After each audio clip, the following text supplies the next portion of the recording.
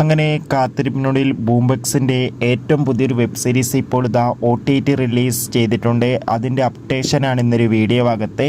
വീഡിയോയിൽ മുൻപ് video like ചെയ്യുക, ചാനൽ സബ്സ്ക്രൈബ് ചെയ്യുക. മാർച്ച് ഏപ്രിൽ മാസങ്ങളിൽ അങ്ങോട്ട് ധാരാളം ചിത്രങ്ങൾ OTT റിലീസ് ചെയ്യും.